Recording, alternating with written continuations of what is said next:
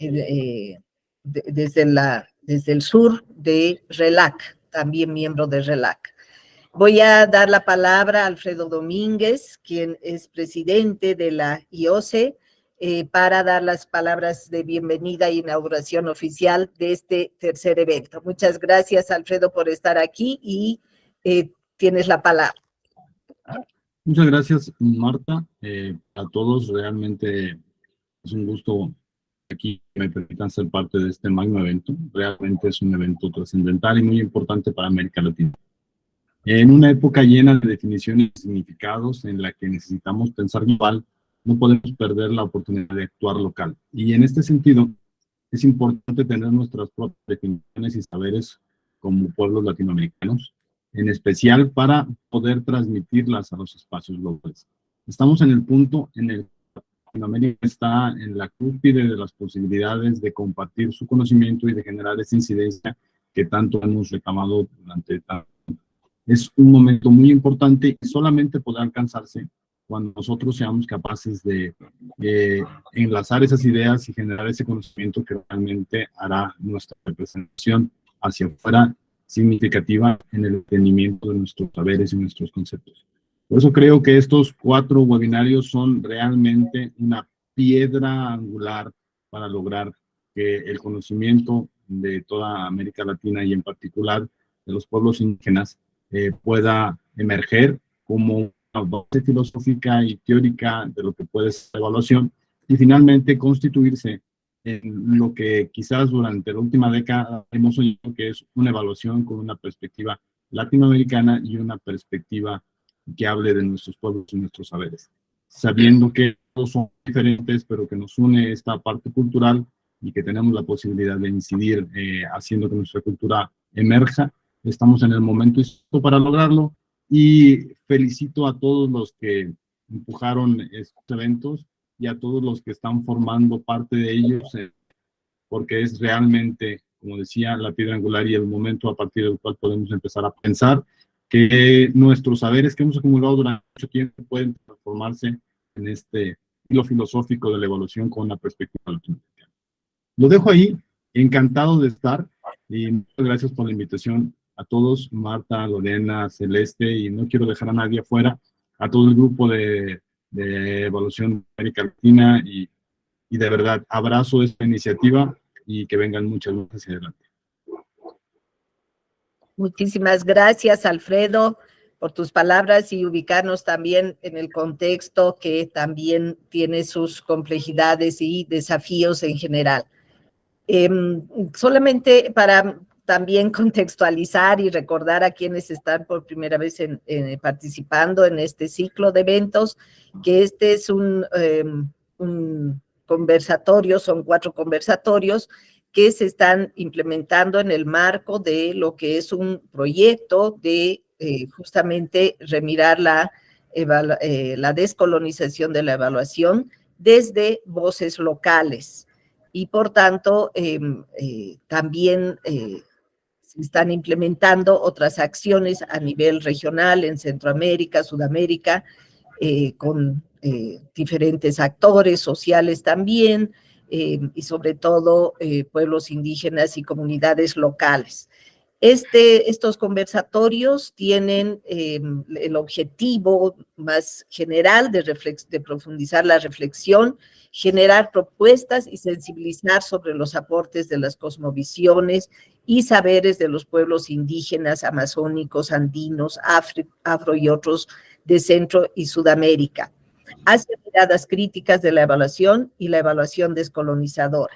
Se busca abrir espacios de diálogo con indígenas evaluadores, especialistas que realizan evaluación en temas indígenas, tomadores de decisión, representantes de la academia y agencias de cooperación. Por eso también en varios de nuestros eventos hemos contado con diferentes actores de la academia, y en esta oportunidad también tenemos la presencia de una persona, un profesional que también es miembro, es parte del gobierno en Bolivia.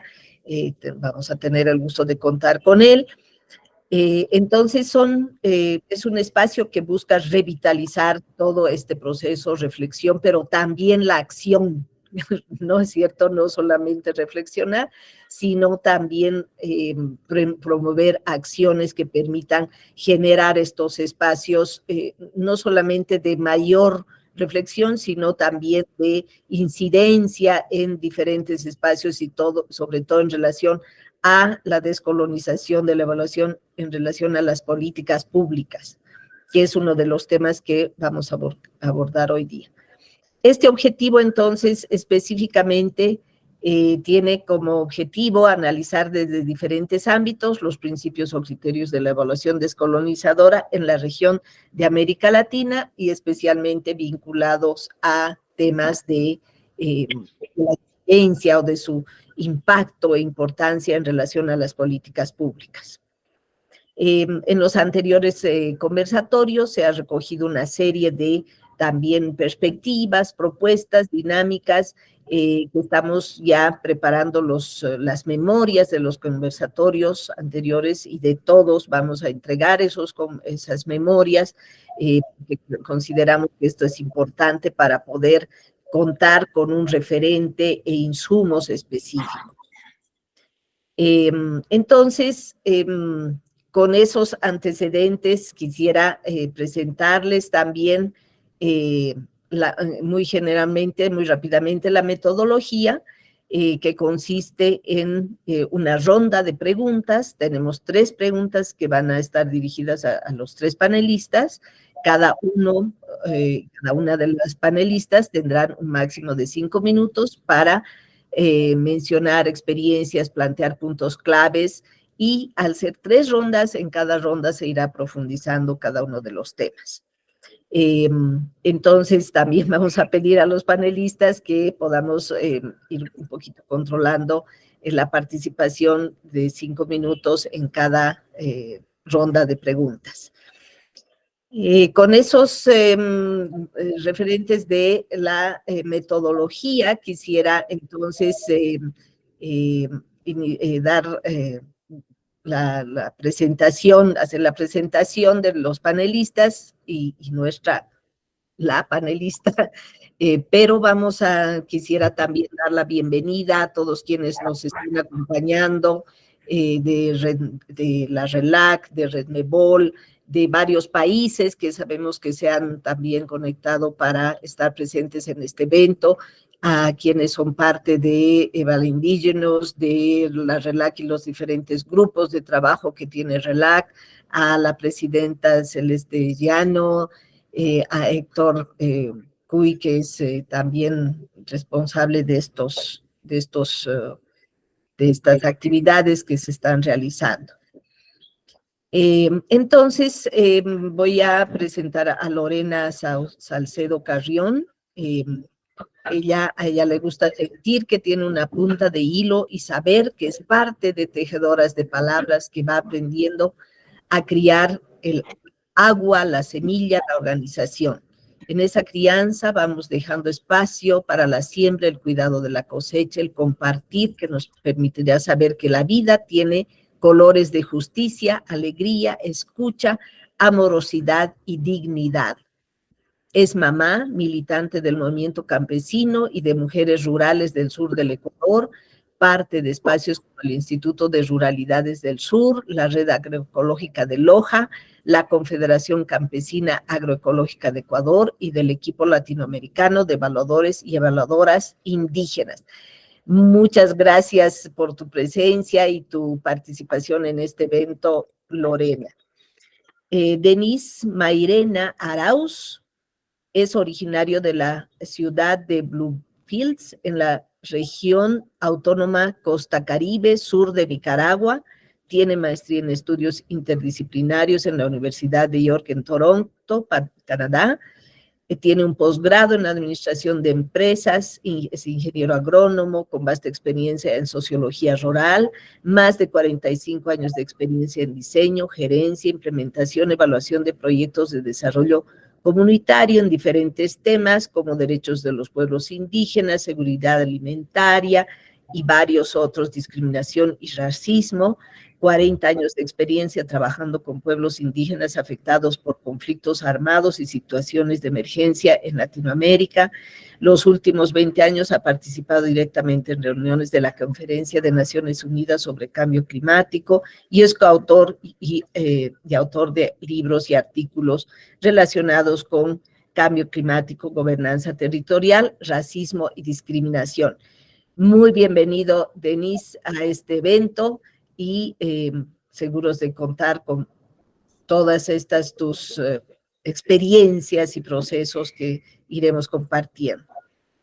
Diego Pacheco Balanza es boliviano, antropólogo de la Universidad Mayor de San Andrés de La Paz, con una maestría en recursos naturales y política ambiental del Imperial College, Reino Unido, y un doctorado en políticas públicas en la Universidad de Bloomington,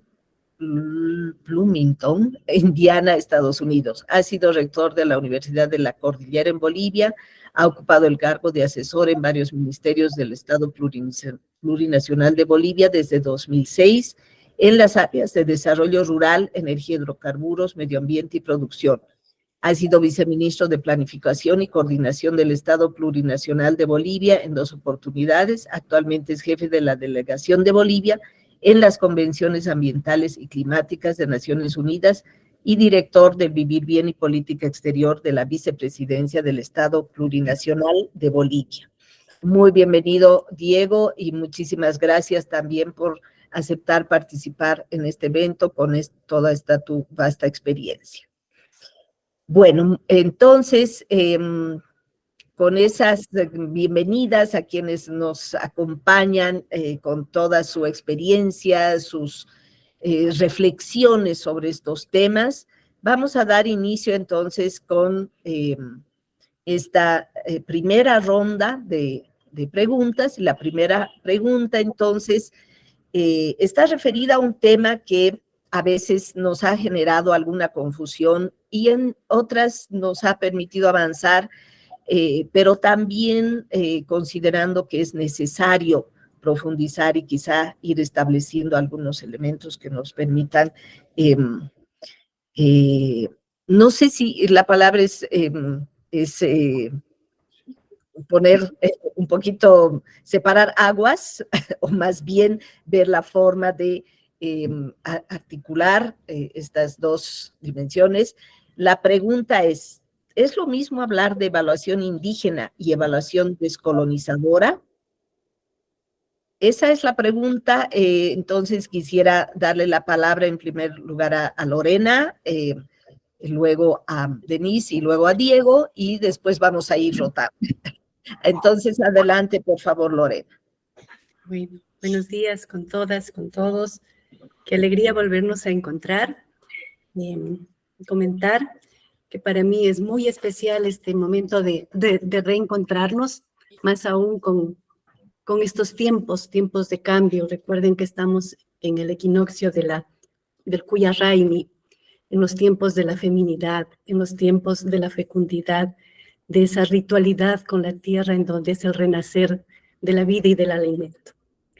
Y con esa simbología tan bonita en estos tiempos de seguir sembrando, que es lo que nos llama la RELAC, también quiero comentar que yo me enuncio desde mi caminar con el IRSUR y con las organizaciones de mujeres campesinas agroecólogas del sur del Ecuador, de la parte central de la costa del Ecuador. Y con ellas he aprendido que los lugares de la crianza de las vidas humanas y no humanas, y por tanto la crianza de la vida de ellas y la de nosotros, son sus chacras, son sus huertas, son sus fincales, o como dice el mundo Shuar, son sus ajas. Desde ese lado yo me enuncio, y cuando nos plantea la Martita y el equipo esa pregunta también que dice, impartamos aguas, yo no puedo estar exenta de eso. Y siento que la evaluación indígena y evaluación decolonizadora es como que tienen un mismo común denominador. Y creo que es el método del método el que podría sanar esas aguas.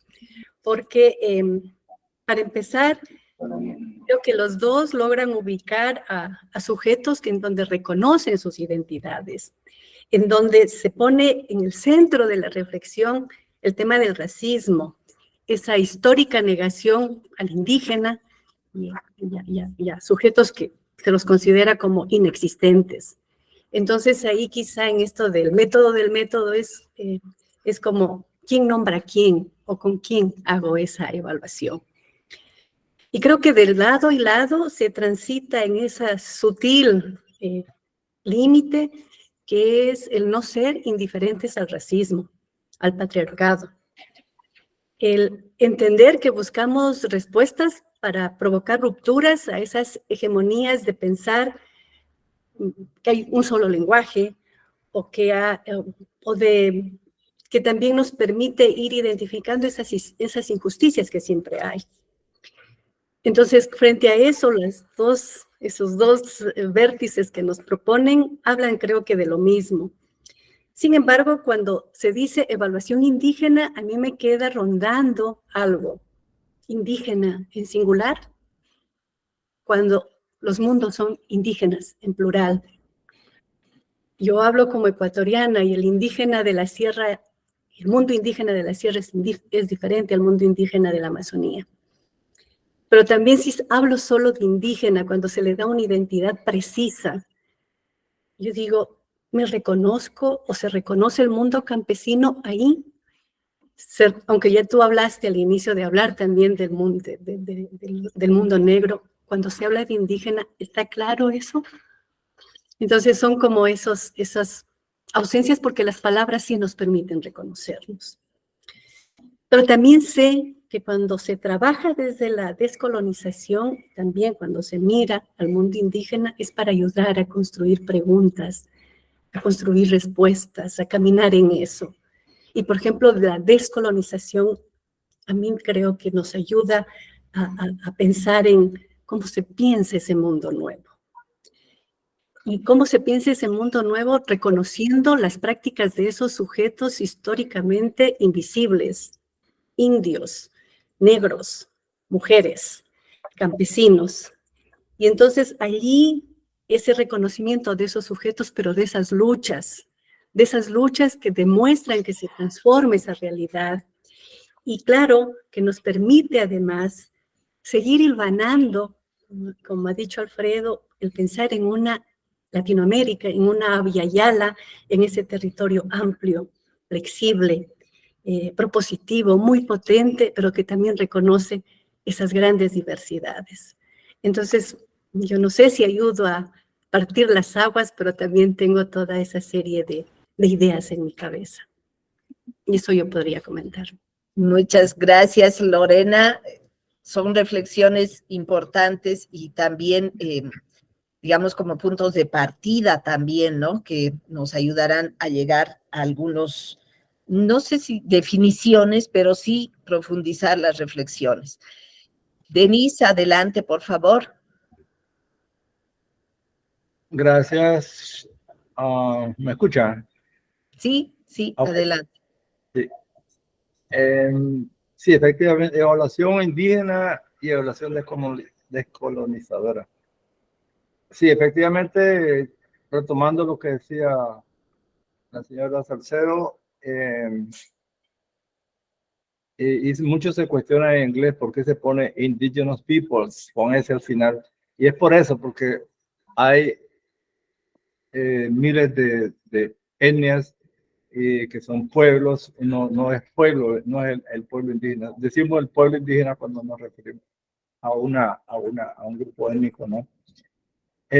Y también el tema de los contextos y las historias de cada uno son diferentes. Entonces, sí, efectivamente son elementos que hay que respetar. Eso es referente a la exposición anterior. Se me olvidaba, tengo que agradecer primeramente al grupo de esta organización y a Héctor Tuy, que me puse en contacto con ustedes para participar en este evento tan importante y tan necesario en estas coyunturas actuales, ¿no? Sobre evaluación indígena, creo que podemos decir que Es un enfoque que busca empoderar a las comunidades y a los pueblos indígenas. Por otro lado, la evaluación descolonizadora busca superar ese legado colonial que nos lleva siempre en las investigaciones. Estos dos elementos, estas dos diferencias, sí tienen sus diferencias, puede ser metodológicas, pero tienen objetivos también similares. Y yo creo que incluso podemos, a veces en la práctica, podemos unir tanto la evaluación indígena y la evaluación descolonizadora, elementos de estos dos sistemas de evaluación los podemos unir para hacer algo sólido en busca de respuestas transformadoras, ¿verdad? Conozco infinidad de casos de evaluaciones que vienen de Europa y de Norteamérica, nos visitan en nuestros territorios, en nuestros países, y son extractivistas más bien, y no nos permiten aportar desde la propia perspectiva, y sobre todo también la parte de la retroalimentación. ¿Cuántas evaluaciones se han venido a hacer aquí en nuestras tierras? Y solo son por fines académicos, que han servido a un sujeto para cumplir con un requisito académico, pero no tenemos la retroalimentación de lo que se encontró. La evaluación indígena, entonces, como decía, busca empoderar a las comunidades, busca o considera el respeto, el respeto, el conocimiento, los saberes, los valores culturales y sociales y espirituales que tienen los pueblos indígenas. La evaluación indígena se basa en la identificación de un conocimiento colectivo. Eso es importante. No son apreciaciones individuales, sino de los colectivos que han sido construidos cuidadosamente por la experiencia, por la práctica, por la observación. Y se busca esa valoración cultural y se busca ese énfasis en las relaciones de esa colectividad. Por otro lado, la evaluación descolonizadora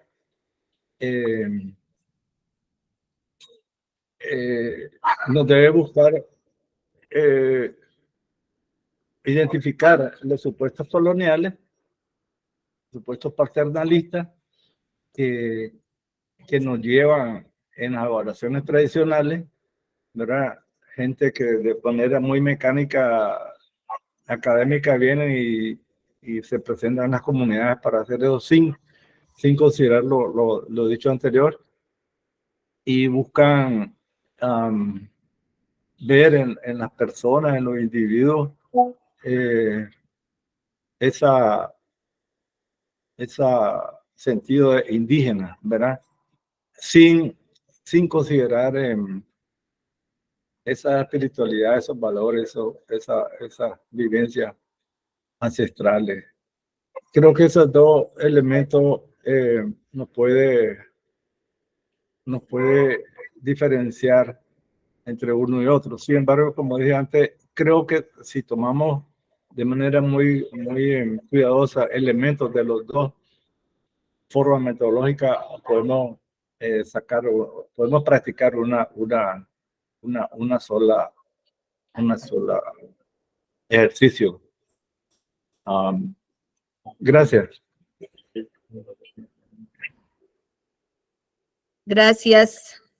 Gracias, Denise. creo que hay elementos muy importantes. Yo me voy a reservar algunas preguntas para el momento de compartir y la plenaria, porque un tema que mucho también hemos estado reflexionando aquí también en Redmebol y con un grupo de trabajo es el tema de si con estos elementos que tanto Lorena y Denise han mencionado respecto a los conocimientos, las cosmovisiones, las formas de habitar el territorio y de construir conocimiento, que también son formas colectivas, como bien lo señala, no estaríamos también hablando más que de evaluación indígena, de una evaluación descolonizadora que incorpora o considera fundamentalmente estas cosmovisiones como parte de la construcción, digamos, de metodologías, procesos, pasos de evaluación, ¿no? Que hasta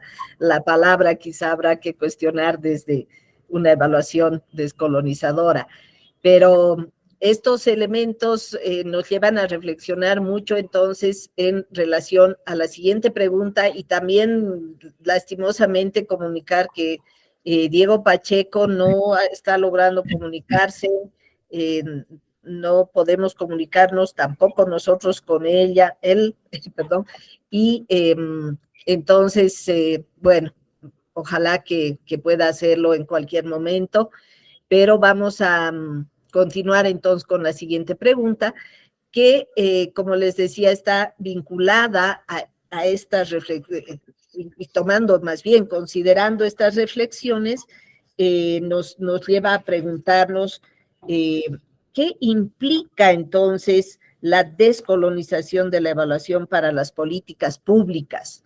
Ya pensando y recuperando estos elementos, ¿no es cierto?, que han ido mencionando,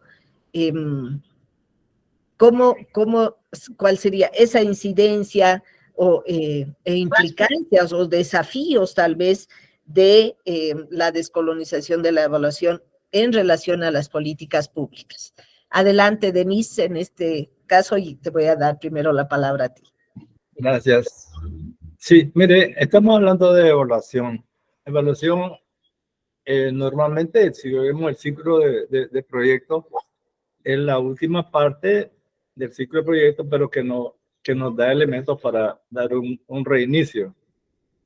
Yo digo, si nosotros desde el primer momento tomamos o consideramos, nos abrimos a la participación, como dice la Declaración de las Naciones Unidas sobre Derechos del Pueblo Indígena, a la participación plena y efectiva en estos procesos del pueblo indígena, de ese momento nos vamos a evitar un montón de problemas para la siguiente fase y nos vamos a ahorrar mucho tiempo y mucho costo también.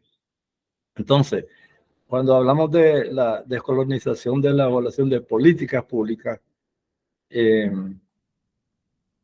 deberíamos, o sea, los estados, pues, deberían desde el inicio considerar la participación de los pueblos indígenas en la definición de políticas públicas, para que cuando hagamos la evaluación de esas políticas públicas, conozcamos todo el proceso. Vamos a reconocer dónde están los sesgos, vamos a identificar los supuestos coloniales.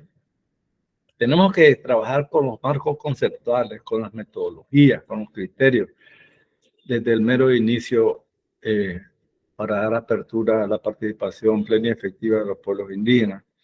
Si nosotros, desde los marcos conceptuales, en las metodologías, en la definición de criterios y principios de la evaluación, no lo hagamos desde la parte institucional del Estado, pues.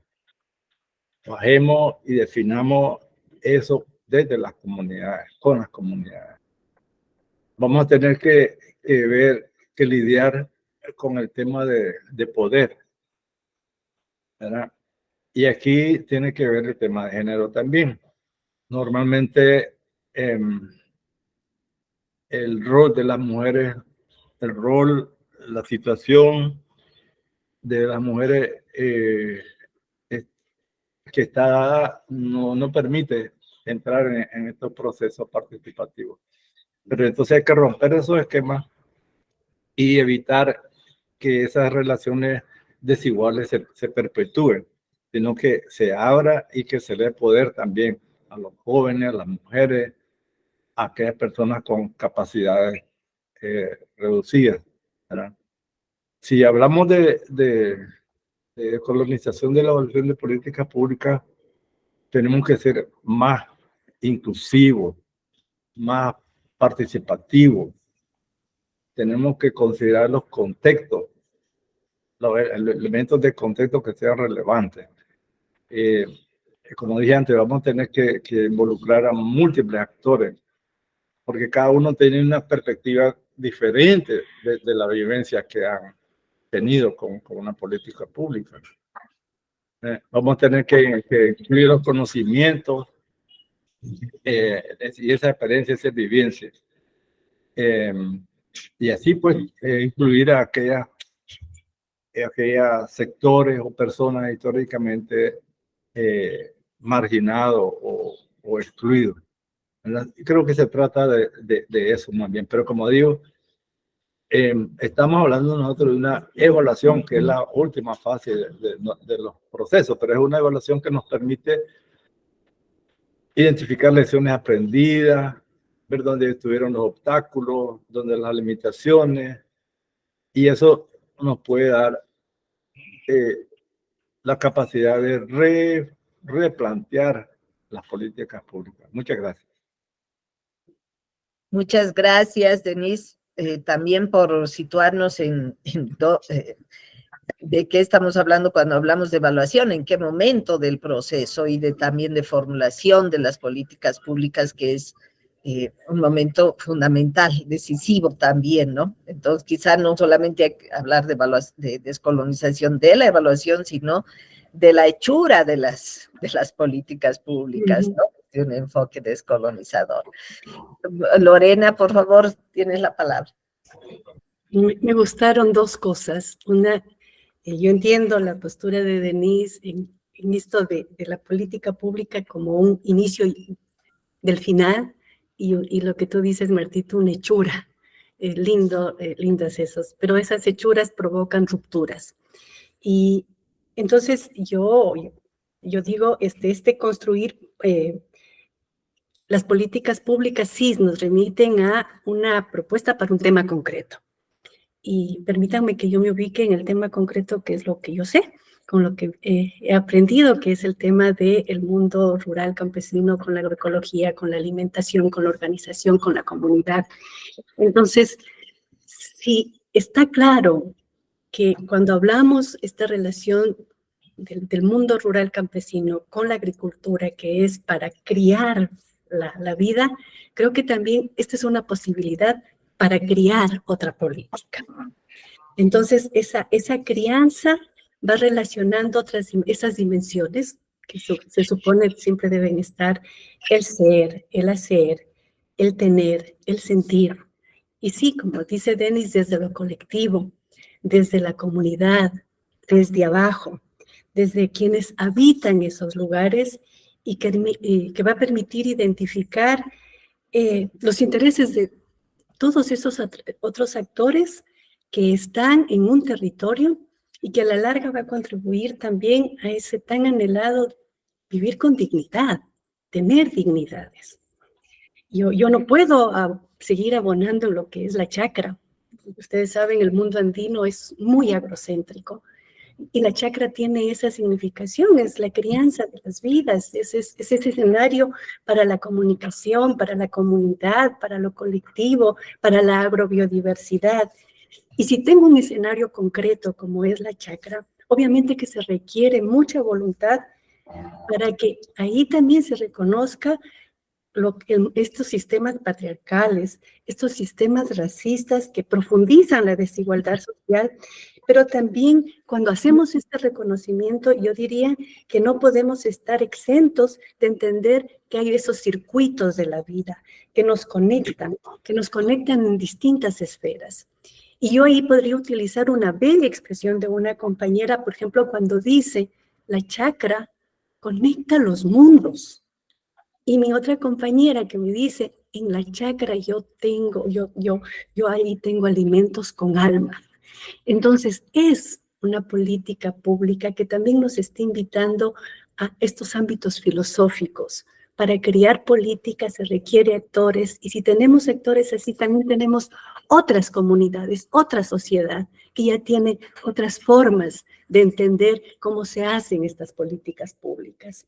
Este ámbito filosófico que nos permite construir otros mundos para alimentarnos con alma, obviamente requiere sensibilidad desde lado y lado, de quien propone la política, quien la va hilvanando, quien la va sintiendo, quien le va dando cuerpo, quien le va dando esa alma, como dicen nuestras compañeras.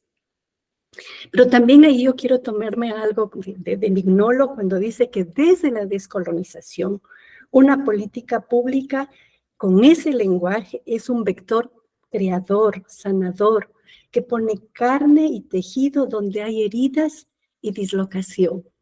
Entonces, yo entendería que también nos ayuda como a abrir círculos, esos surcos, para sanar. En el 2020, en el Ecuador, hubo un paro, una movilización maravillosa, pero también que develó muchas cosas. ¿Qué fue lo que tenían que oír? Porque en Quito era el centro de la movilización, nuestras compañeras indígenas campesinas. India alzada, ándate al páramo. Entonces, ¿qué nos permite ver si una política pública con eso va a ser sanadora? Nos permite decir que el racismo sigue, y entonces los indígenas, los excluidos, van teniendo voz. Pero también del otro lado nos permite reconocer quiénes están diciendo esto. Y por eso, o sea, identificarnos. Y allí yo digo, esa política pública es como ese puente para la crianza de otras políticas en donde los sujetos, las sujetas somos reconocidas y se sigue viendo esas prácticas para la transformación. Y así concebimos la política. Esa política, hemos aprendido, por ejemplo, que un plato de comida es un muy buen escenario para construir política pública. Y con esas voces, con esas memorias, es que también deberíamos caminar a aquel. Muchas gracias, Lorena. Realmente nos traes a esa, de alguna manera, magia que nos conecta y nos hace pensar en otras realidades, otras perspectivas, otras formas de andar el mundo y de criar la vida. Este es un concepto, una visión, parte de una visión muy, muy importante, ¿no? Y creo que un desafío fundamental fuera que si concibiéramos las políticas también desde esa perspectiva, de que una política es criar mundos y es también conectar mundos, ¿no es cierto? Con mundos y sujetos con distintas visiones, distintas perspectivas, necesidades también distintas, ¿no es cierto? Entonces, creo que podríamos enriquecer mucho no solamente el diseño o la evaluación de las políticas, sino su propio diseño, que pareciera por los elementos también que un poco voy recogiendo, pasa no solamente por la mayor participación de indígenas, mujeres, hombres en los procesos de planificación, porque muchas veces se ha hecho eso y, como decía Denise, igualito, ¿no es cierto?, quienes han diseñado las políticas y quienes han evaluado, no han pensado desde las perspectivas o desde las visiones y cosmovisiones de esas gentes, ¿no?, de esos pueblos. Lo han hecho nomás con visiones occidentales y modelos occidentales, entonces, a pesar de que los indígenas estaban ahí, ¿no? Entonces, creo que ese es un punto de un desafío muy grande para las políticas que justamente, y tengo que mencionar, Diego Pacheco lo habíamos invitado justamente por esta experiencia que ya se ha venido desarrollando en Bolivia, donde se ha aprobado ya una ley, que es la ley del Sistema Plurinacional de Planificación, que incorpora o intenta por lo menos incorporar estos elementos, cosmovisiones, el vivir bien como fundamentos de esta nueva forma de planificar y evaluar las políticas públicas, municipales, nacionales, etcétera. Es una experiencia muy rica y queríamos que pues nos cuente los desafíos también que se ha enfrentado desde ese proceso en la realidad boliviana, ¿no? Con muchos desafíos, todos lo sabemos, pero también con la intención de eso, ¿no? De revirar, de profundizar, de cuestionar todo el sistema occidental y poder desarrollar desde nuestras propias visiones nuevas alternativas, ¿no? Bueno, entonces, con esas reflexiones y ya pensando, retomando todos estos elementos,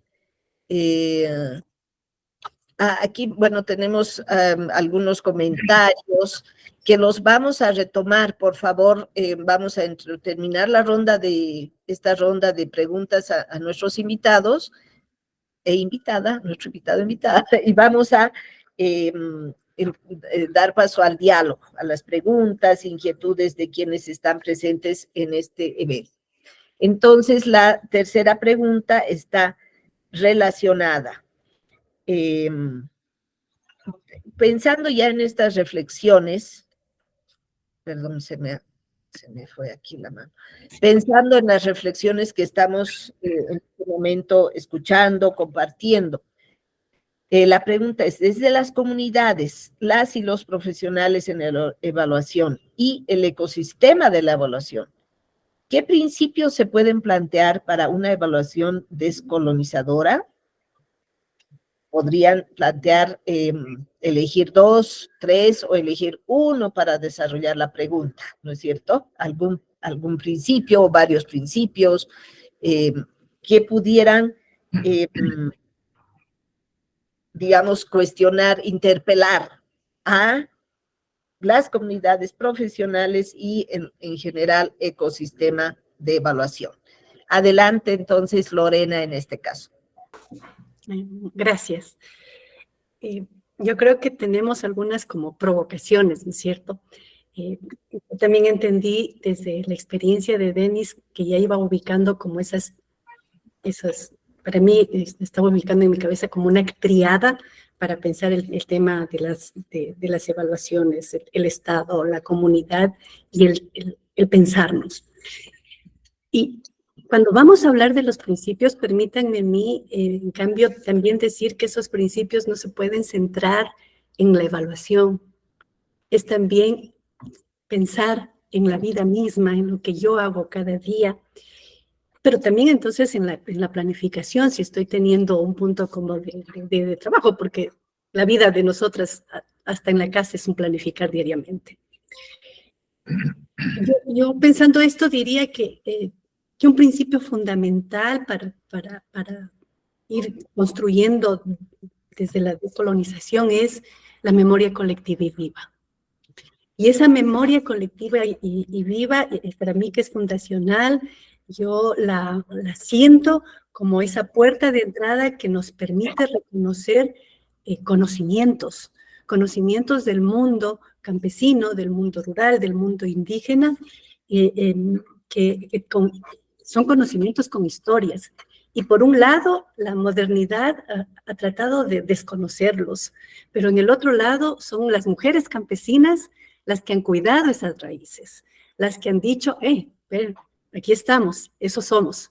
Entonces, ese conocimiento desde la memoria viva y colectiva, para mí es un principio fundacional. Y el otro principio que hemos aprendido es esa relación territorio-cuerpo tejida con estos circuitos de la vida. Porque en el mundo rural campesino sigue siendo la Pachamama esa gran madre que siempre va a dar aun cuando la maltratemos, siempre nos da. Y entonces en los circuitos de la vida del mundo rural, campesino e indígena está el territorio, está la vecindad, está la familia, está la comunidad, están las geografías, está el alimento, está la salud. Y también hemos aprendido que cuerpo y territorio es una sola cosa. Y en ese cuerpo y territorio están las huellas del despojo, de la violencia, de la violación, de lo que nos ven como sujetos de desecho, pero también desde la comunidad y como organización decimos, no podrán desaparecernos, ni nuestros cuerpos, ni nuestros territorios. Y permítanme decir otro principio para nosotros también es el tema de los cuidados. Y los cuidados en todas las esferas, en los cuidados por esos aprendizajes, y se retoma otra vez lo de la memoria colectiva, esos aprendizajes para cuidar nuestros cuerpos, nuestras mentes, para cuidarnos desde la salud, desde el alimento. Hemos aprendido que no solamente es patrimonio un edificio, sino también es el alimento. Es entonces, el alimento es esa clara domesticación, el tema de la domesticación, de la conservación, del uso. Entonces, ahí hay un cuidado soberano. Y en tiempos post-COVID, el mundo rural campesino nos ha dado muchas evidencias de que siguen cuidando la naturaleza, que nos siguen dando alimentos sanos. Permítame, otro principio, son los lenguajes. Y los lenguajes de quienes habitan y conviven con sus chakras. La chakra es el sentir, el saber. Y entonces si estamos, digamos como decía Denis, cuando la decolonialidad también se puede pensar como un tema de construcción de conceptos. Pero si yo voy y escucho a las compañeras que hablan con la chakra, es un lenguaje extraordinario, mágico, ¿no es cierto? Pero ellas hablan con la tierra. Ellas la sienten a la tierra, a la chakra. Entonces son esos lenguajes que son extraordinarios. Yo le escucho al compañero Luis que dice, yo para ir a la chakra tengo que estar sano con mi mujer, con mi familia. Es otro lenguaje. O cuando las compañeras Shuar le cantan a la tierra para abrir ese vientre de la tierra y poner la semilla. Esos lenguajes con los que se comunican con sus mundos, es lo que Yasna Aguilar dice, la lucha del lenguaje es la lucha del territorio. Entonces, esos lenguajes también son poderosos porque dan sentido, otro sentido a palabras hegemónicas como el trabajo. Para mi compañera Zoila Guamán, el trabajo es trascender en su huerta, porque ve ahí el color, ve el sabor, es su fotografía. Entonces, por eso también creería yo que son esos lenguajes, que no me ubico solamente en los lenguajes del mundo indígena, sino también en estas sensibilidades del lenguaje. Una cuestión poderosísima cuando estamos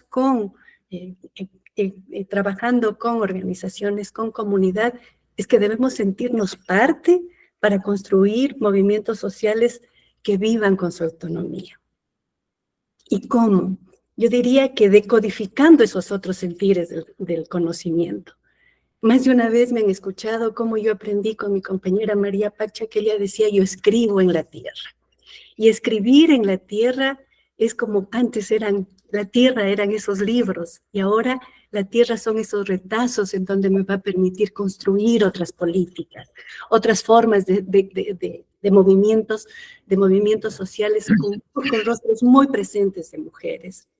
Y obviamente un último principio, yo diría, es esas culturas que conectan mundos, que conectan el mundo material, el mundo espiritual, que conectan los territorios, que conectan los afectos, entonces son culturas con diversos colores, con diversos rostros, son esas bellas obras de tapices que nos muestran nuestras tejedoras, por ejemplo. Y con esas formas, con esas conexiones de culturas también abrimos puertas para entender existencia y resistencia de un mundo campesino organizado. Entonces, para mí, esos son como esos principios de vida en el caminar con las organizaciones, con las que conviven mis compañeras y compañeros, con las que podemos sentir que se planifica y se evalúa. Eso. Muchísimas gracias, Lorena, muy sabias, muy lindas tus palabras, los conceptos que recuperas desde la visión de las mujeres y de los pueblos, que creo que se complementan y enriquecen muchísimo este desafío de repensar no solamente la evaluación otra vez, sino también lo que son las políticas públicas, ¿no? Entonces, adelante, Denis, por favor. Sí, muchas gracias. Sí, estoy de acuerdo totalmente con la señora Salcedo ahí, lo que menciona. Y estaba recordando, hace poco yo estaba cargando a un bebé de 5 meses, 4 o 5 meses de edad. Y lo tenía cargando frente a unas plantas, a la vegetación, así. Y este se quedaba viendo, normalmente muy inquieto, así, bien, pero se quedaba viendo las plantas, no sé qué, de que va en silencio. Él observaba la luz, la sombra, el movimiento de las plantas, el viento que se sentía. Y yo digo, eso es lo que tiene que hacer un evaluador. ¿Sí? Tiene que guardar silencio, tiene que dejar hablar a las personas, a la comunidad donde está. Tiene que aprender a escuchar a los otros, a observar, ¿verdad? Cargando a este niño, pues, ahorita, pues, cantando lo que te decía la señora Salcedo, se me ocurrió hacer esta remembranza, ¿verdad? Si uno escucha, uno observa, uno deja hablar al otro, ¿ya? Pueden ser principios importantes. Si quiere uno, ¿para qué va a hacer para qué va a ir a evaluar uno? Es para aprender. Es para desarrollar capacidad. La evaluación debe de mover, debe de buscar el desarrollo de capacidades y habilidades de las personas que están involucradas. Por eso yo criticaba al inicio, pues decía, ¿no? ¿Cuántas evaluaciones conocemos que han venido de Europa, de Estados Unidos, de Canadá, de otros países, y se van con esa información y no sabemos qué finalmente qué escribieron y para qué sirvieron, qué sacaron a flote? Nada, ¿no? Entonces, más bien debería ser un principio, pues, la participación activa y equitativa de los actores. El hecho debe tener un enfoque también, como decía la señora Salcedo, un enfoque integral, sistémico. No porque estoy evaluando un proyecto o una política de salud, me voy a olvidar lo de educación, me voy a olvidar lo de la producción, me voy a olvidar lo de la seguridad alimentaria. No. Tiene que ser sistémico, tiene que ser integral, un enfoque que identifique esas interrelaciones. ¿Verdad? ¿Por qué? Otra vez, ¿por qué? Porque queremos aprender, porque queremos cambiar, ya queremos que esa brecha de exclusión se reduzca o se elimine. Ya queremos que la justicia social y esas desigualdades, ¿verdad? Que la justicia social se promueva y las desigualdades se eliminen. Pues. Entonces creo que son principios que podemos estar incluyendo, ¿no? Así, repito, el sistema integral, el silencio, el escuchar, el observar, el participar, abrirse a que la gente participe. Es interesante cuando uno está en la comunidad porque a la gente le gusta hablar, le gusta participar, le gusta compartir. Y ahí viene otra cosa también que es de ética, ¿no? A veces la gente le dice algo a uno y le dice, te voy a decir esto, pero eso no lo escribas. ¿Por qué? Porque son valores, son secretos, son conocimientos que no quieren que se divulguen, ¿verdad? Pero se lo comparten a uno. Y el tema de la interculturalidad tampoco se gana yendo un día a un lugar, tal. No, hay que ir ahí como principio también, hay que ponerlo. Una participación activa es quedarse ahí, comer lo que la gente come, tomar lo que la gente toma, dormir donde la gente duerme. Ese tipo de elementos también pues son principios que se pueden incorporar en las evaluaciones, ¿no? Pero siempre todo lo queremos hacer muy prisa. El ministerio te pide que vayas rápido y vengas rápido, porque no hay dinero para quedarse más tiempo y este tipo de cosas. Eso así pues brevemente, pero creo que sí, pues nos quedan bastante claros cuáles podrían ser esos principios, digamos. Así, jugando con ellos, ¿no? Gracias. Sí, muchísimas gracias, Denise, Lorena. Nuevamente, agradecer mucho su predisposición y sus aportes. Qué lástima nuevamente que Diego Pacheco no pueda participar, pero sí vamos a enriquecer nuestro diálogo con las preguntas que puedan surgir de quienes están aquí presentes, o comentarios, etcétera. Y vamos a empezar, no sé si, Lizzy, tienes, antes de empezar, creo que me gustaría mencionarles que aquí en el chat está ya el link para las personas que han estado participando en todo el link, en todos los eventos, y que puedan inscribirse nuevamente, registrarse ahí para obtener el certificado. Luego tenemos algunos comentarios. Voy a leer el de Milagros Fondou. Gracias, Lorena, por traer la chacra. Esto me hace pensar que esto implica descentralizar a los evaluadores del proceso, entender que somos parte de redes de relaciones interconectadas en las cuales interactuamos con otras existencias humanas y más allá de lo humano, que nos transformamos y todos los sistemas de los que somos parte y tenemos responsabilidad por cómo actuamos en cada una de esas interconexiones. Me gustaría saber si tú o Denis pudieran compartir un ejemplo de una práctica que represente esta forma de entender la evaluación. Entonces, les pediría a ambos que si pudieran, así brevemente, mencionar algún ejemplo donde, ¿no?, a través de su práctica han podido, no es cierto, como dice Milagros, implementar quizá ya evaluaciones con estas miradas. No sé si Denise o Lorena quisieran iniciar. Bueno, yo podría comentar que nuestros trabajos como... A ver, quisiera partir de lo último, cuando dijo Denis, cuando se pide que alguien haga una evaluación, debemos responder a tiempos externos. Y no necesariamente te dan, qué sé yo, 1, 2, 3 meses para que evalúes. En tan poco tiempo, ¿cómo vas a poder sentirte parte de o con?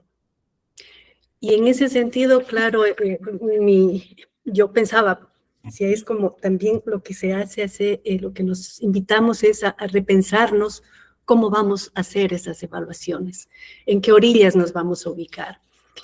Entonces yo puedo compartir la orilla de ser parte de este movimiento campesino agroecológico. Nuestros puntos de trabajo suelen partir con preguntas así: ¿por qué estamos haciendo lo que estamos haciendo? En un círculo así que nos solemos poner, ya sea en la asamblea o ya sea en la chacra, porque la chacra es un escenario, ¿no? Entonces creo que allí ese aprendizaje de hacernos preguntas nos ayuda a identificar los aciertos y los errores en nuestra vida diaria. Y cuando hacemos esas preguntas, necesariamente nos estamos viendo en esos otros espejos de a ver, no está respondiendo el municipio, en la universidad no hemos ido a conversar y no logra dar respuestas con la investigación. Entonces, comento eso para decir, por ejemplo, que nosotros aquí en el Ecuador, un tema muy interesante han sido dos. Uno, nuestra lucha contra la entrada de los transgénicos.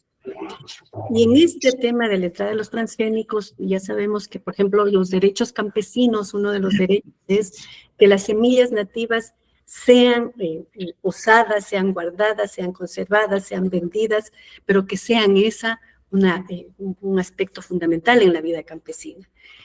Entonces nosotros allí justo tenemos nuestra escuela de aprendizaje, a ver qué está pasando, por qué nos ponen esto, este modelo tan patriarcal, tan mercantilizado, tan capitalista, ¿por qué nos despoja también de las semillas que a la larga es nuestro alimento? Una compañera decía, el poder hasta nos quiere quedar, ya sabemos que somos desnutridos, pero nos quiere matar también de hambre. Entonces, es el evaluar, por ejemplo, si vinieran a evaluar cómo es que logran, porque la Corte Constitucional termina dándonos, nosotros somos un tejido amplio, termina dándonos la razón y dice no pueden entrar los transgénicos al Ecuador. Entonces, si vinieran a evaluar ese proceso, deberían enterarse justamente que, por ejemplo, en ese proceso surgió esta expresión, nosotros escribimos en la tierra. Cuando el gobierno en nuestras marchas nos pone gas y nos dice que estamos así, nosotros seguimos con nuestros carteles. Nosotros nos declaramos nietas del maíz. Entonces, para evaluar el origen es la vida misma, la chacra misma. Y entonces de ahí tengo que estar, como dice Denis, entender más esas convivencias, no solo con la comunidad, sino con esos mundos vivos y no vivos. Cuando mi compañera sale con su rebozo cubierto con las semillas y con su piedra en donde hace los remedios, que es su patrimonio, como ella lo dice, son elementos que difícilmente en un mes de una evaluación lo vas a hacer. No creo que lo puedas recoger, salvo que tengas una permanente vida con las compañeras. Entonces, yo creo que ir tratando de esos hilvanes de las palabras, de las memorias, los que deben tener como una mejor ubicación en irnos pensando como nuevos mundos. Porque a la larga esas evaluaciones son contribuciones también para pensarnos como nuevos mundos. Esa experiencia así, breve, podría comentar.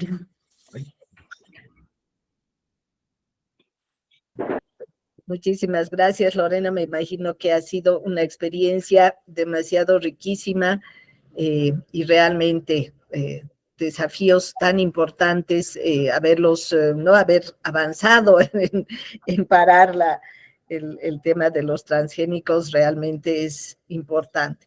Denise, no sé si tú quisieras dar algún ejemplo de tu práctica, desde tu práctica. Sí. A inicios de este año, finales del año pasado, estuve con el Programa Mundial de Alimentos. Ellos querían evaluar los sistemas alimentarios de los pueblos indígenas en varios países de Centro y Sudamérica. Y estuvimos colaborando con una persona en Bolivia, Santa Cruz, y otra persona de Ecuador, y mi persona que estaba a cargo de Nicaragua y Guatemala. Y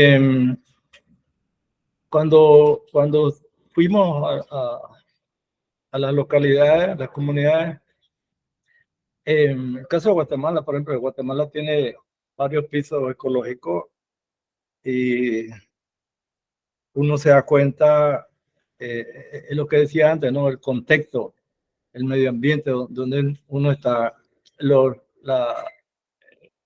el piso ecológico te condiciona a tener diferentes tipos de cultivos.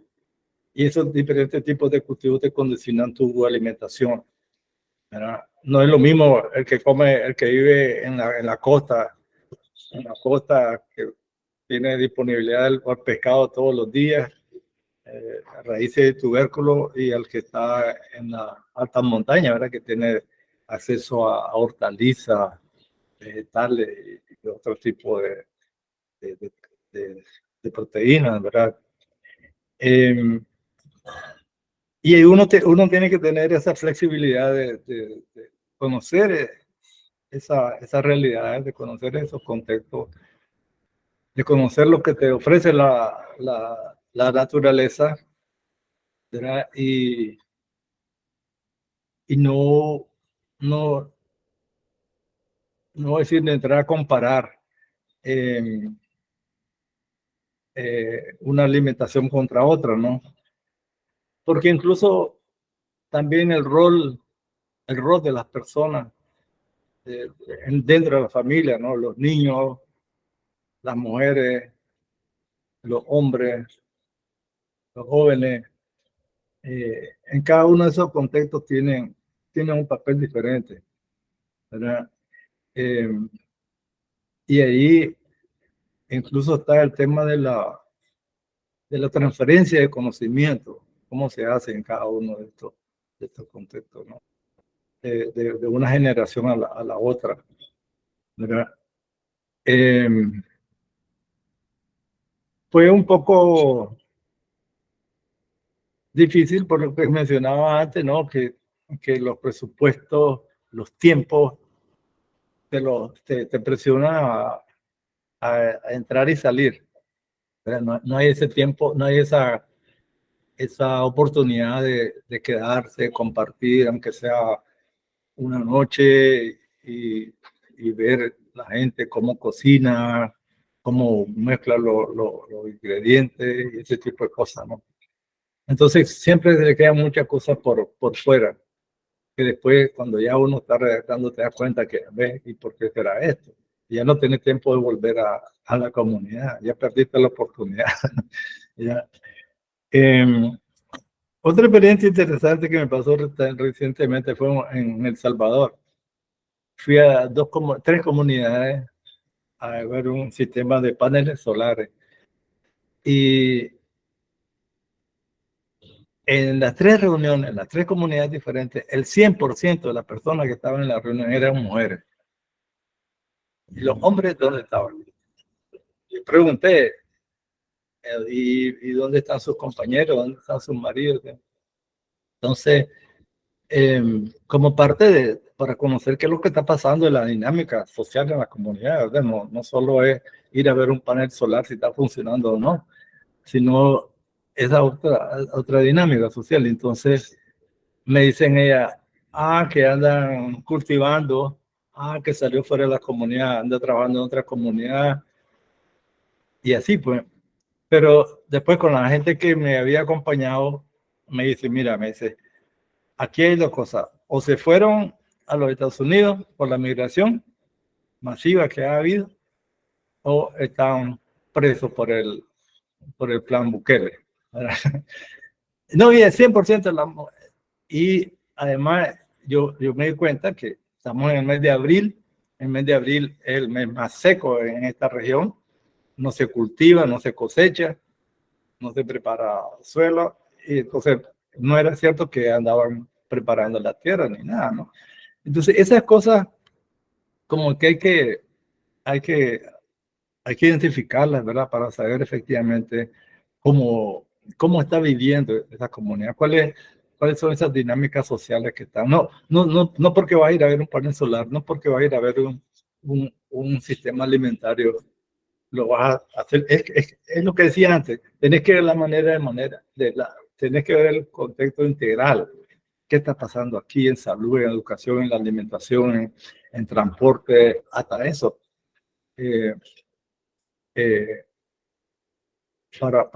Para tener una visión y entender lo que está pasando. Porque no siempre también la gente te dice todo lo que... A veces la gente te dice lo que querés escuchar.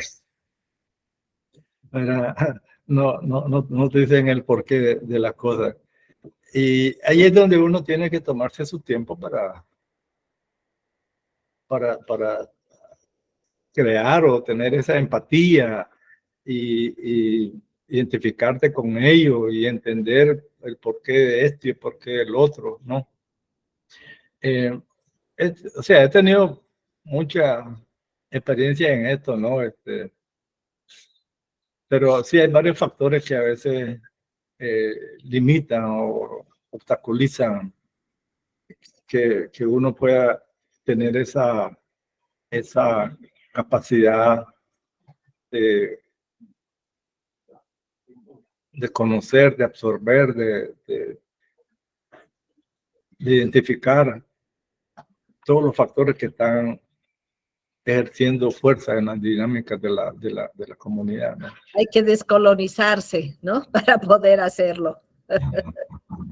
No, y es que sí, es cierto, los ministerios te dicen, anda, hace esto, y te dan un presupuesto y te dan un tiempo limitado, pues. Igual con las políticas los programas del Estado, ¿no? También tienen. Sí, pero por eso digo yo, si uno, desde el comienzo, desde que se define estoy haciendo un ejercicio ahorita, estoy definiendo para un ministerio aquí una metodología para hacer un proceso de consulta del Plan Nacional de Adaptación. Y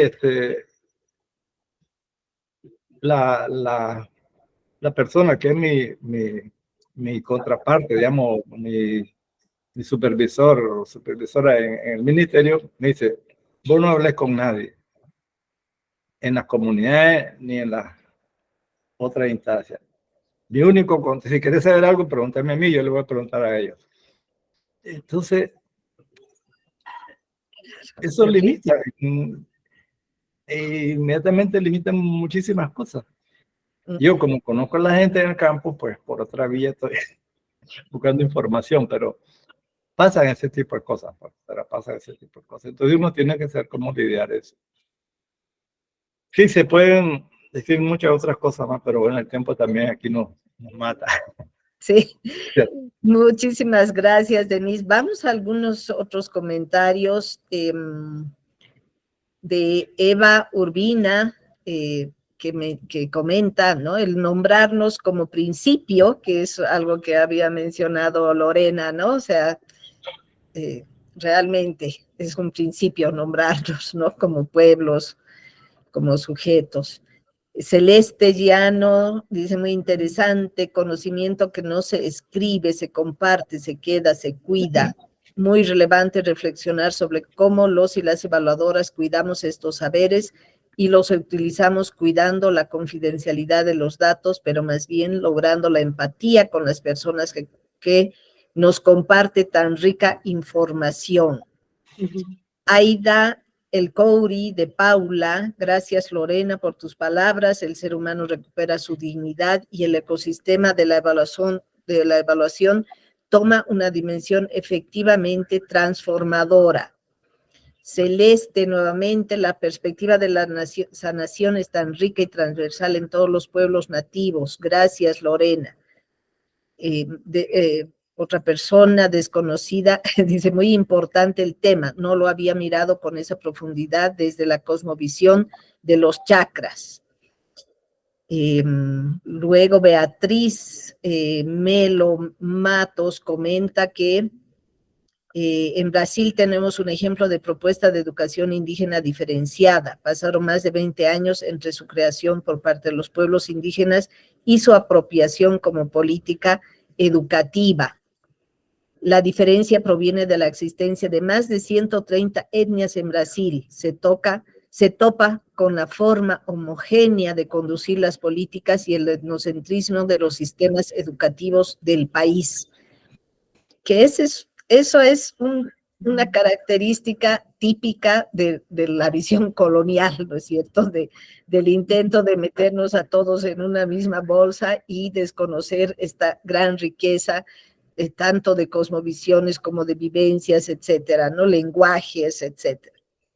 Héctor, sí, para que se registre, Carla Vaso Alto, muchas gracias por sus intervenciones, Lorena, gracias por recuperar y enunciar la vida desde la profundidad de la cosmovisión, de la chakra, lamento desconectarme. Muchas gracias a los organizadores. Jesús Ventura, otro aspecto importante como principio es la espiritualidad de los pueblos indígenas. Se debe tenerlo presente en las evaluaciones. Gracias, Jesús, por ese aporte también. Irma Sangüesa, muchas gracias por tantos aportes y sobre todo nuevas miradas de la evaluación con principios que recuperan la vida misma, lo cotidiano, los valores, los lenguajes.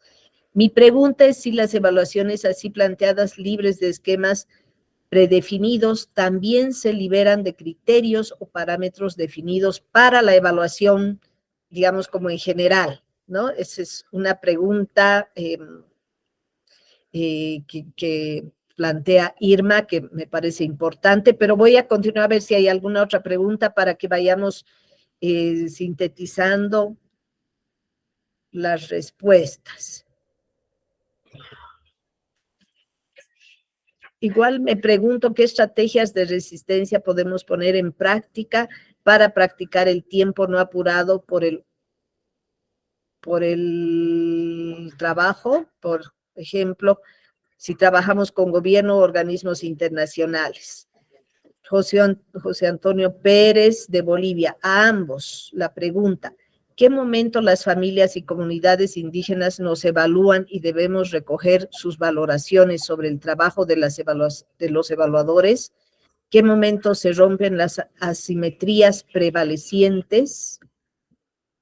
Muy importante es nuestra relación, ¿no? También con quienes en el proceso de evaluación. Entonces, no sé si ya podrían Lorena y Denise un poquito ir respondiendo a estas dos o tres preguntas que se han lanzado para ya ir cerrando el evento. No sé, Lorena o Denise, ¿quieren iniciar?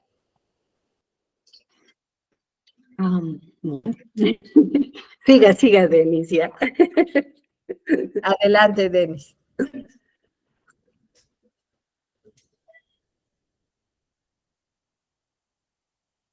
Está con el micrófono apagado, Denise. Sí, está con el micrófono apagado. Ahora sí. Gracias. Gracias. Sí, son muy variadas las preguntas, ¿verdad? En ese tema, pero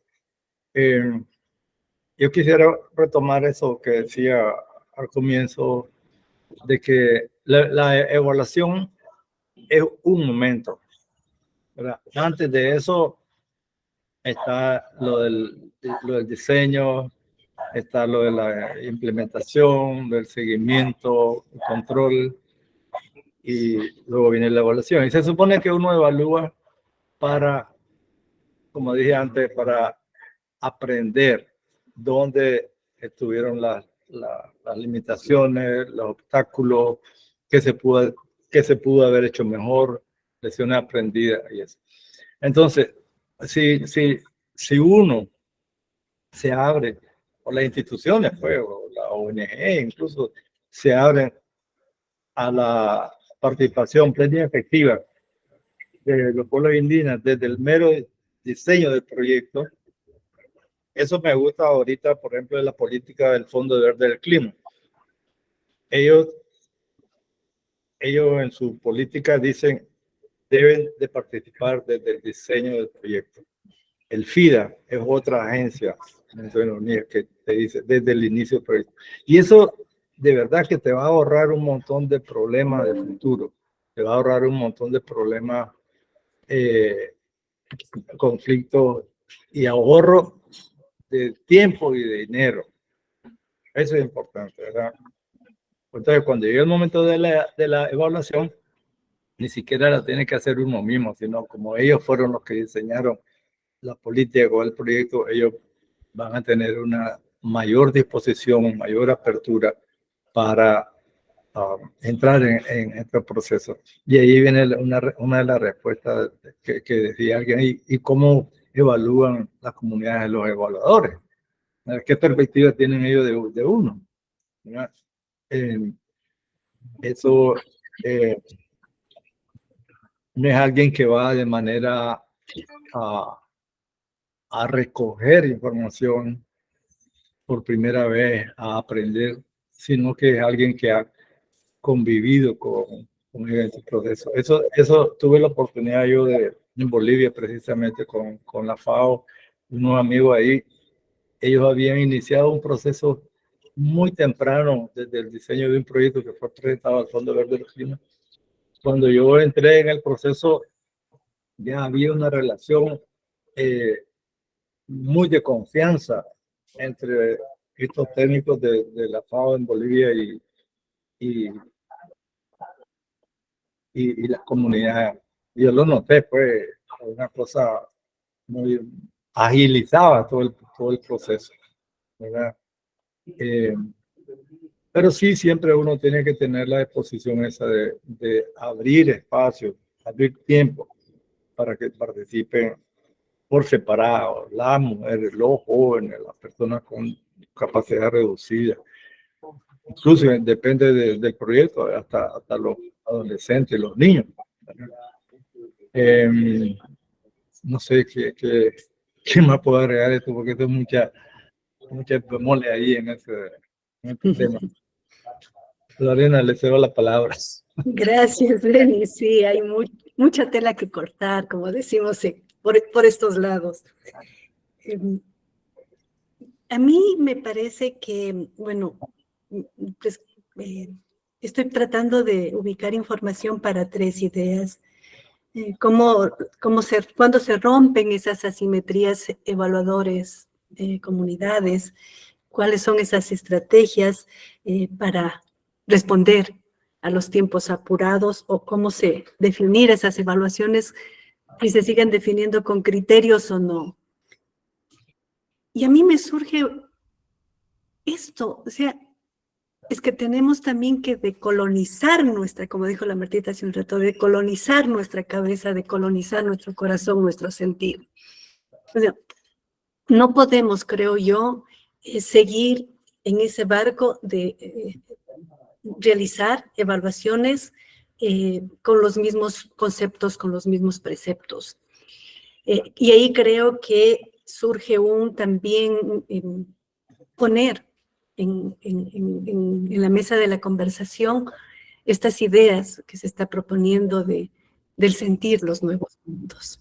Entonces, allí yo creo que con quienes financian, quienes construyen estas líneas, estos límites para pensar las evaluaciones, podrían ir sanándose esto. A ver, si yo quiero una evaluación más libre y me están poniendo estos criterios, ¿cómo trabajo?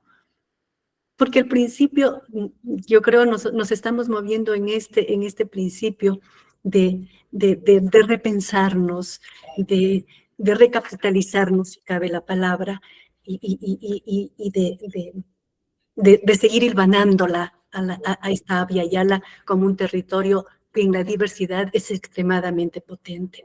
Entonces, yo diría que es una cosa así medio urgente. Aquí nos estamos llamando para como tener unos términos medios de cómo entender esta evaluación indígena decolonizadora.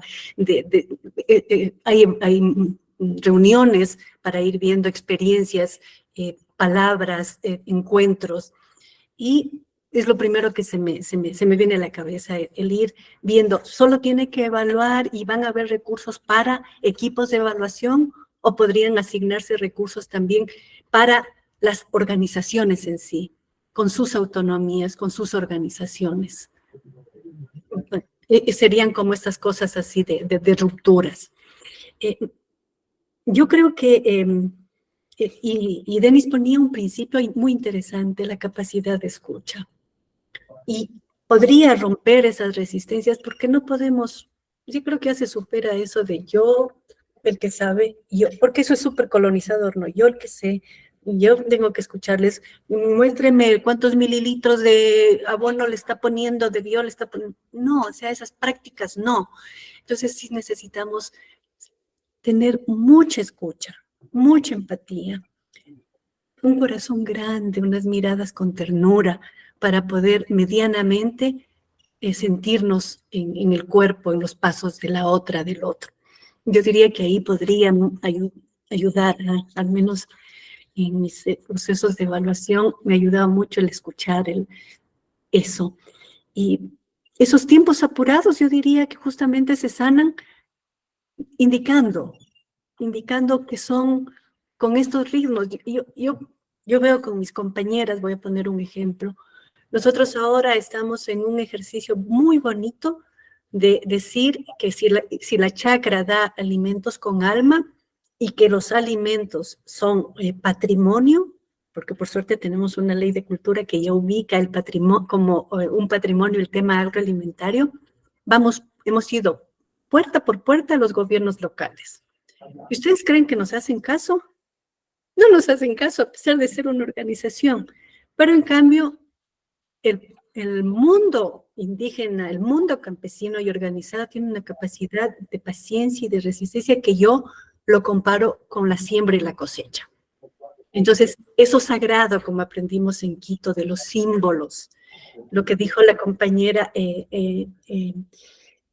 la chacana, es un símbolo sagrado que nos muestra los cambios de los ciclos de los tiempos.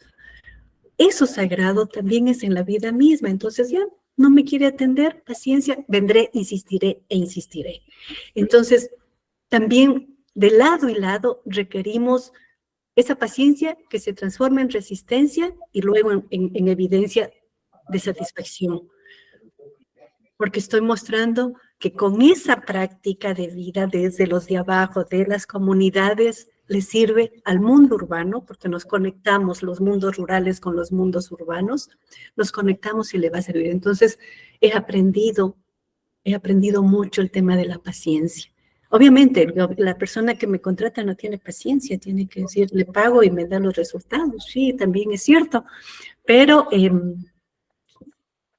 ahí ya no sé qué más decir.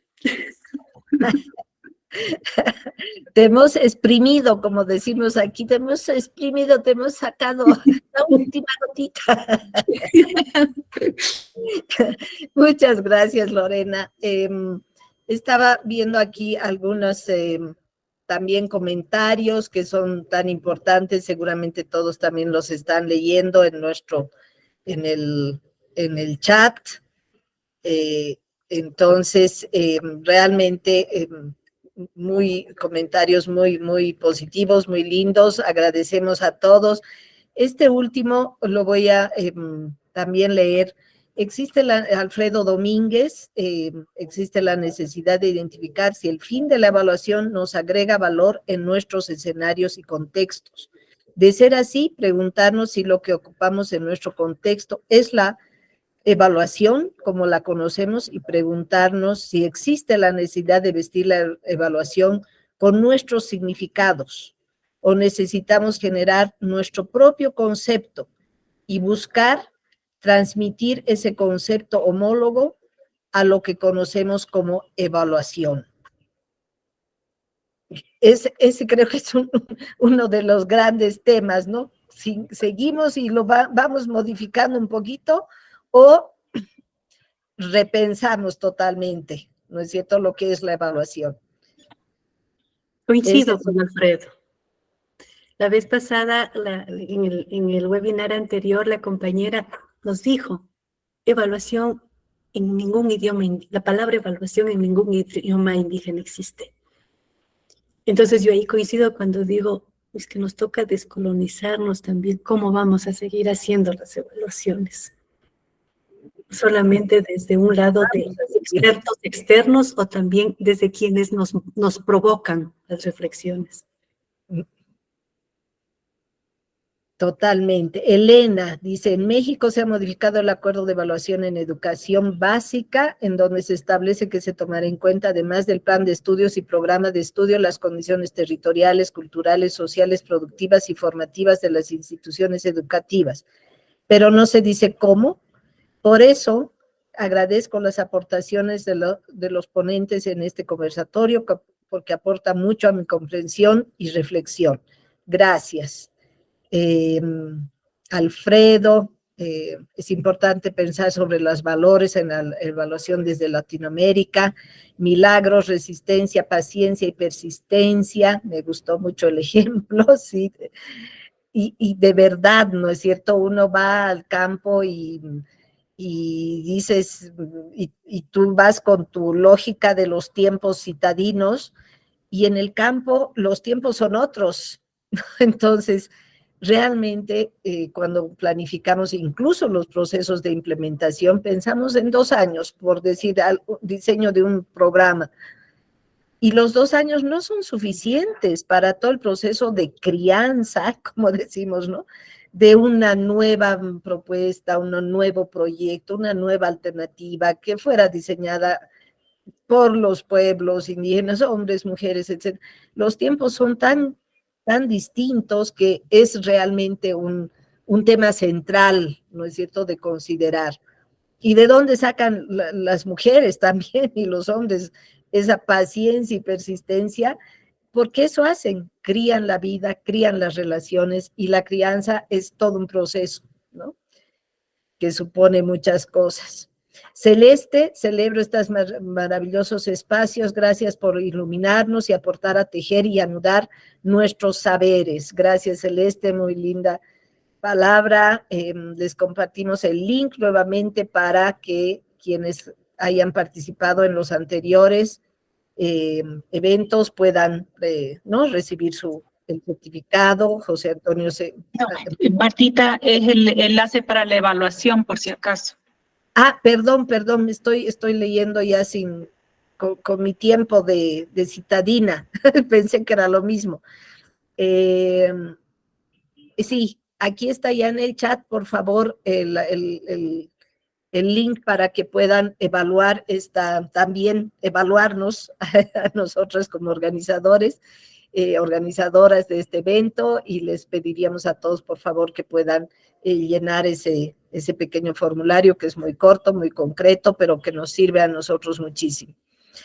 Bueno, con estas también palabras que han ido dando, ¿no es cierto?, a través del chat, de agradecimiento, de alegría de haber compartido este espacio, estas perspectivas, agradecerte infinitamente, Lorena, Denise, creo que han sido realmente aportes muy, muy valiosos, a tomarlos en cuenta, a tratar de implementarlos, convertirlos en instrumentos de política, ¿no?, de política pública, de evaluación, porque eso también es entrar en acción, ¿no? No es solo que lindo reflexionamos, sino cómo vamos incluso personalmente transformándonos nosotros mismos, nosotras también. Entonces, muchísimas gracias.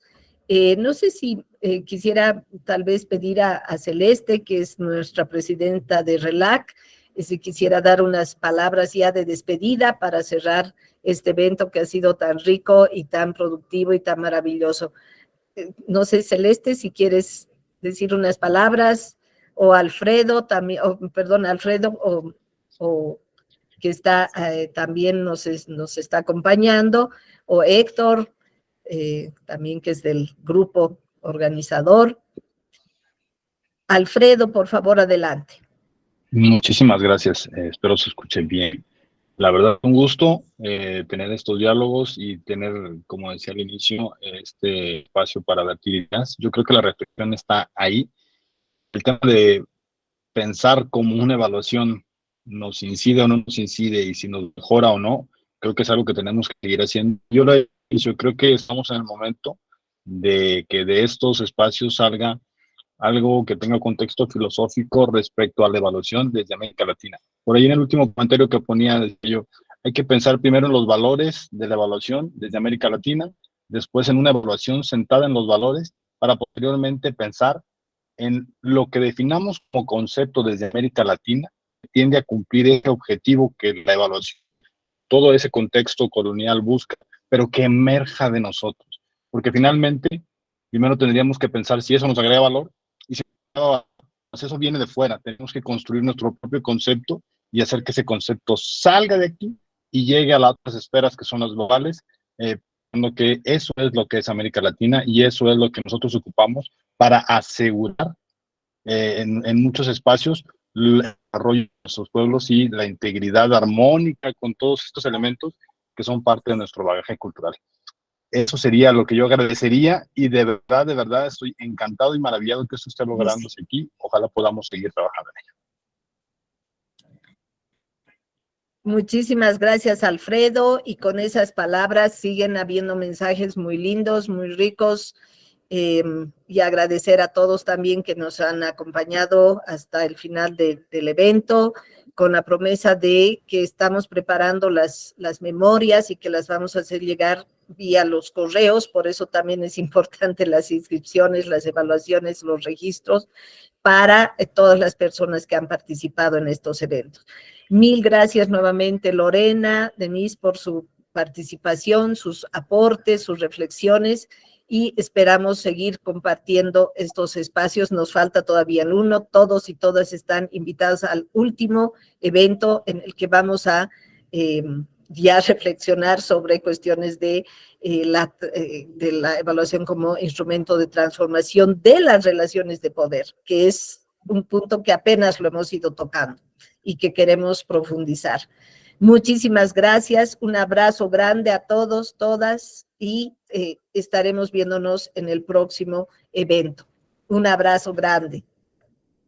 Gracias. Que sigamos tejiendo palabra. Muchas gracias. Gracias. Elena, sí, qué pena, ya estamos acabando concluyendo la reunión, así que nos guardamos todavía lo que nos falta por decir para los próximos eventos. Un abrazo grande. Muchas gracias, colegas. Saludos, feliz día, gracias por todo. Gracias. Gracias.